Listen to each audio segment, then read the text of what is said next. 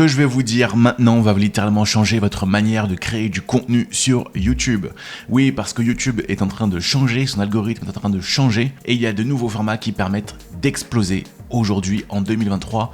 Je vais vous les donner et restez bien jusqu'à la fin parce que le dernier format dont je vais vous parler, c'est celui que j'ai utilisé et qui a littéralement permis à la chaîne de faire un bond phénoménal. En plus, les formats que je vais vous montrer sont des formats qui sont très faciles à mettre en place techniquement. Le premier format, c'est celui qui est le plus simple à réaliser. C'est tout simplement les vidéos réactions.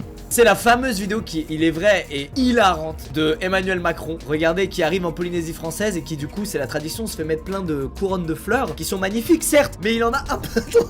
J'avais oublié l'image. Qu'est-ce que c'est gaulerie? Ça pourrait littéralement être un skin Fortnite, je trouve. Costume couronne dans la boutique Fortnite, j'achète.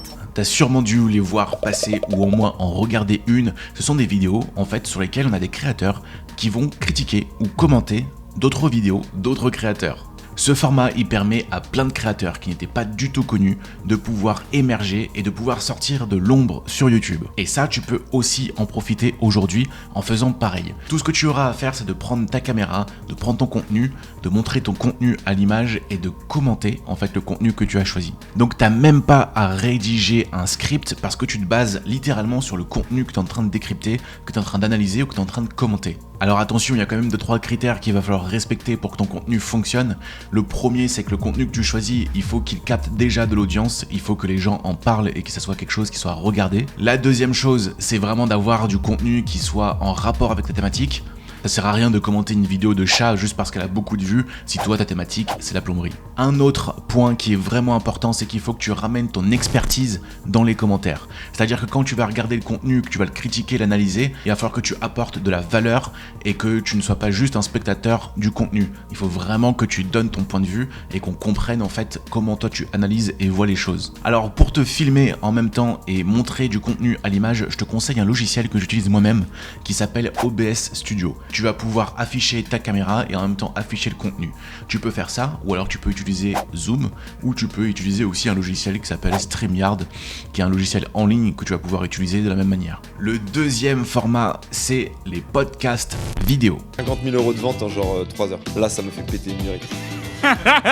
Et je leur dis ouais les gars, je peux vous apporter du business et tout, ça va être incroyable, je vous vends des prestats, moi je fais le coaching, la strat.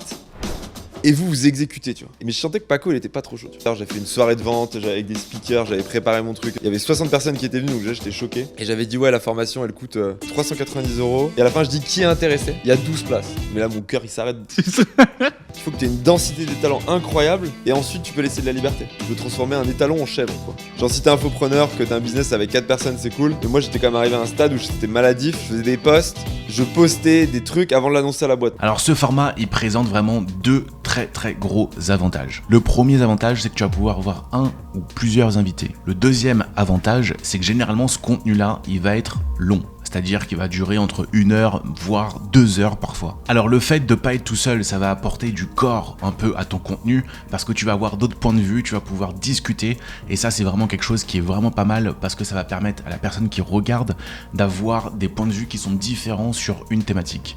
Tu vas pouvoir aussi toucher une audience que tu ne touches pas d'habitude, parce que tu vas toucher l'audience des invités qui seront là, qui vont aussi partager le podcast. Et enfin, c'est beaucoup plus simple de convertir une personne qui a passé 2 heures avec toi à regarder un contenu plutôt qu'un contenu de 5 minutes qu'elle a consommé comme ça. Donc c'est très simple, il suffit d'avoir une caméra, d'avoir 1 ou 2 micros ou le nombre de micros par invité et tu vas pouvoir lancer des sujets comme ça avec des personnes et avoir des discussions que tu vas pouvoir mettre sur YouTube. Un autre avantage aussi d'avoir des contenus qui sont longs de cette manière-là, c'est que tu vas ensuite pouvoir les découper, prendre des morceaux, soit de 5 minutes pour faire des vidéos longues sur YouTube, mais aussi des extraits de 30 secondes ou 1 minute que tu vas pouvoir mettre sur Short, TikTok et Instagram.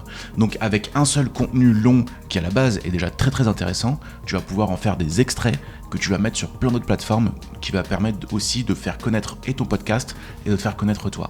Et on arrive enfin au troisième format que j'ai utilisé il y a quelques jours, qui a rapporté plus de 60 000 vues au moment où je fais cette vidéo là, et plus de 4500 heures. Ce format là, c'est tout simplement l'analyse vidéo. On analyse 7 extraits de La Villa des cœurs brisés pour montrer comment le manque de contrôle émotionnel peut servir à retourner une situation de conflit.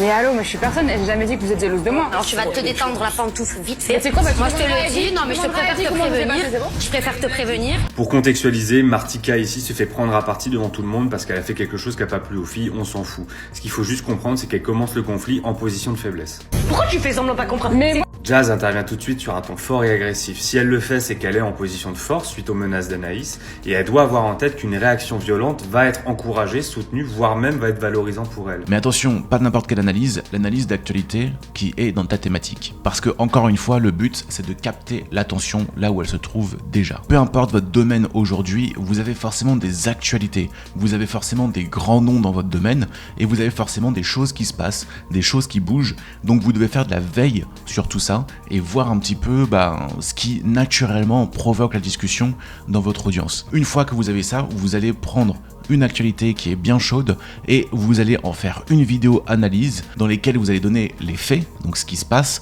et ensuite donner votre point de vue dessus. Attention, il faut toujours que vous apportez de la valeur à ce que vous racontez. Le but, c'est pas d'être une chaîne d'information, c'est de savoir exactement ce que ça va apporter à mon audience. Pour ça, je vous propose de vous poser 3 questions avant de faire votre vidéo et ça va vous permettre de savoir si la vidéo est pertinente pour vous ou non. La première question, c'est pourquoi cette actualité est importante. La deuxième, c'est qu'est-ce que je pense moi personnellement de cette actualité.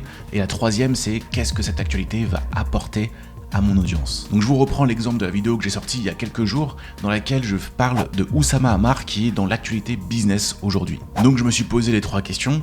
Pourquoi cette actualité est importante? Parce qu'elle montre que même quelqu'un qui est reconnu dans son milieu peut se retrouver sous le feu de la critique et que les armes qu'on a développées peuvent à un moment donné se retourner contre nous. Ce que je pense moi personnellement de cette actualité-là, c'est qu'elle nous montre à quel point le personal branding et le storytelling sont 2 choses très importantes mais à manipuler avec attention. Et ce que ça change pour mon audience, c'est d'avoir les bonnes armes en tant qu'entrepreneur pour gérer son personal branding et gérer son storytelling. Donc une fois que j'ai ces 3 éléments-là qui sont réunis et que je comprends la valeur de cette actualité pour mon audience et pour moi-même, eh bien c'est parti, je vais écrire le script de ma vidéo. D'ailleurs, si vous voulez voir à quoi ressemble le script dans lequel je fais justement cette analyse de l'actualité, je vous invite à cliquer sur cette vidéo dans laquelle je reprends ce format et qui m'a permis justement d'avoir de très bonnes stats sur la chaîne YouTube. Donc je vous laisse cliquer sur la vidéo et je vous retrouve tout de suite dans cette prochaine vidéo.